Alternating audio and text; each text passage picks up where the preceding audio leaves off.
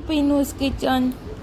ચલો ફ્રેન્ડ્સ, આજે આપણે ગુવારની કાચરી બનાવીશું, તો વિડીયો એન્ડ સુધી જોજો અને ચેનલમાં નવા હોય તો પ્લીઝ ચેનલને લાઇક, શેર અને સબસ્ક્રાઈબ કરી દેજો।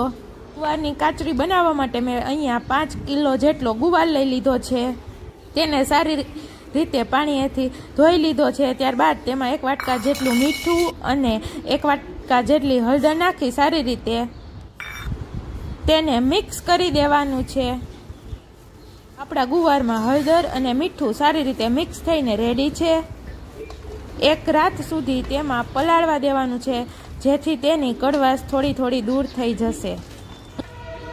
ત્યારબાદ સવારે તેને 4 થી 5 વખત સારા પાણીએથી ધોઈ લેવાનું છે।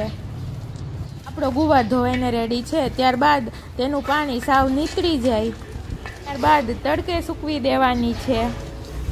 તડકો હશે તો 1-2 દિવસમાં સુકાઈ જાય, ઓછો તડકો હશે તો થોડી એવી વાર લાગશે। આપણી કાચરી સુકાઈને રેડી છે। ત્યારબાદ એક કઢાઈમાં એવું મગફળીનું તેલ લઈ તેલ સારી રીતે ગરમ થઈ જાય ત્યારબાદ કાચરીને ફ્રાય કરી લેવાની છે। આપણી ગુવારની કાચરી ફ્રાય થઈને રેડી છે। ગુવારની કાચરીને સ્વાદિષ્ટ બનાવવા માટે તેમાં થોડું એવું મીઠું, લાલ મરચું પાવડર અને થોડું એવું ધાણા જીરું પાવડર નાખી સાથે મિક્સ કરી દેવાનું છે। આપણી ગુવારની કાચરી બનીને રેડી છે। ગુવારની કાચરીને તમે 1 વર્ષ સુધી સ્ટોર પણ કરી શકો છો।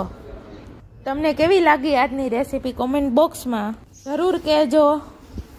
તમે એકવાર આ રીતે ગુવારની કાચરી બનાવશો તો તમારી કાચરી પણ એકદમ પરફેક્ટ બનશે।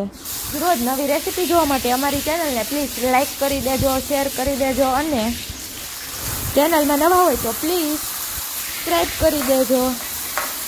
આજનો વિડીયો તમને કોઈ પણ કારણોસર ગમ્યો હોય કે હેલ્પફુલ લાગ્યો હોય તો પ્લીઝ વિડીયોને કરી દેજો, શેર કરી દેજો અને સબસ્ક્રાઈબ કરી દેજો।